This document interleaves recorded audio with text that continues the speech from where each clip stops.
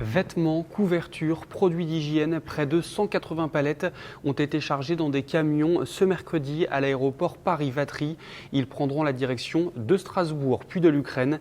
Notre journaliste Alexis Bouzin était sur place et nous a accordé quelques minutes. Bonjour Alexis Bouzin, merci de nous accorder ces quelques minutes. Tu es actuellement à l'aéroport de Paris-Vatry. Est-ce que tu pourrais nous expliquer la matinée que tu as vécue et de manière générale cette opération qui est en cours? Aujourd'hui, mercredi 30 mars, je me trouve à l'aéroport effectivement de Paris-Vatry, non loin de Châlons et de Vitry-le-François, puisque du matériel à destination de l'Ukraine et plus précisément la Pologne va être chargé et est en train d'être chargé dans des camions qui vont prendre la route demain matin, donc jeudi 31, direction le port de Strasbourg. Qui est à l'origine de cette opération?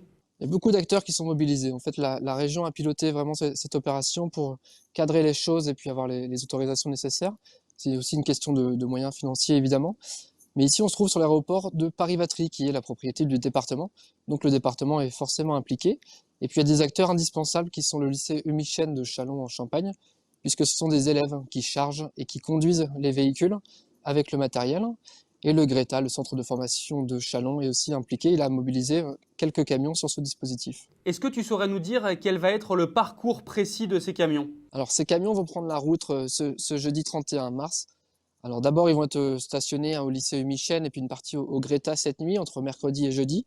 Et puis ils prendront la route direction le port de Strasbourg dans la journée de demain. Donc il va être conduit par des élèves qui sont en formation de conduite.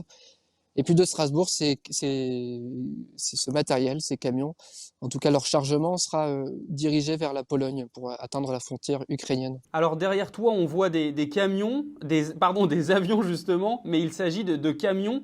Est-ce que tu pourrais un peu nous montrer l'envers du décor et surtout peut-être les palettes, les cartons entiers de denrées? D'ailleurs, dis-nous qu'est-ce qui a été donné, qu'est-ce qui va être acheminé jusqu'à la frontière? En fait, tu as raison, Antonin, je me trouve ici à la frontière du dispositif. On a d'un côté les avions, c'est le cheval de bataille de cet aéroport, c'est d'ailleurs son nom.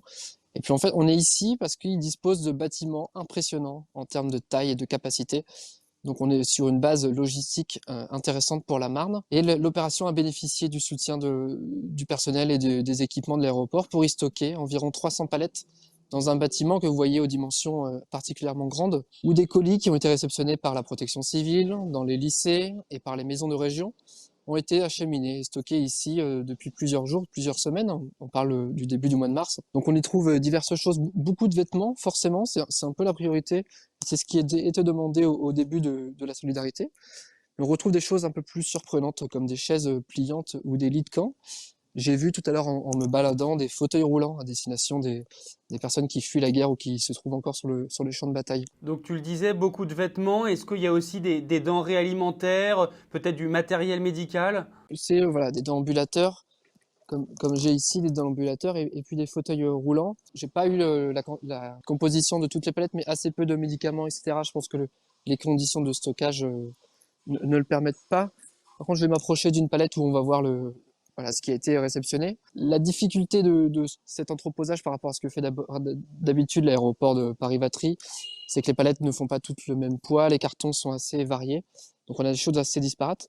Mais ici, je me trouve devant un colis de la protection civile, et on peut lire, on y trouve du dentifrice, des cotons-tiges, du shampoing, de la crème de corps, donc vraiment des choses du quotidien pour ces Ukrainiens qui sont dans une situation très délicate. Tu le disais, tout ça, ça va partir donc ce jeudi le 31 mars. Est-ce qu'on sait quand est-ce que ça va arriver à la frontière? Alors la frontière, c'est plus compliqué. Ce qui se passe, c'est que l'aéroport de Strasbourg est bondé, que ce soit pour l'Ukraine ou pour autre chose.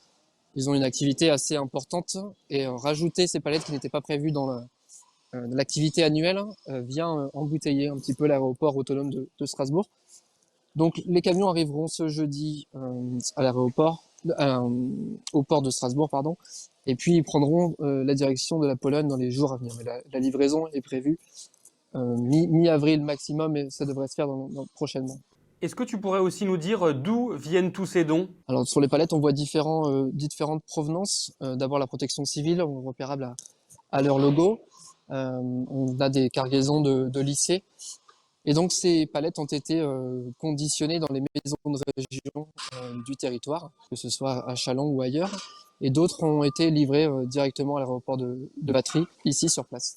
On voit ici une personne qui charge une palette et ça va être acheminé vers le container. Merci beaucoup en tout cas Alexis de nous avoir accordé ces quelques minutes. Grâce à toi, on a pu voir vraiment de plus près la solidarité qui continue de s'organiser autour du peuple ukrainien. Merci beaucoup Alexis.